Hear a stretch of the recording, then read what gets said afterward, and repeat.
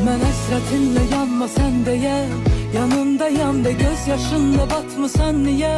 Yanındayam, yarattığın qaranlığındayam, yolundayam, mən hislərimdəyəm, qucaqlasan qolundayam, toxunsan əllərindəyəm, yasak solundayam, səninləyəm, dayanmadan sevən, yorulmayanla bizdə sən uzaqdayan, tamam sarılmayaq və sınsa qəlbimiz yad olmayaq.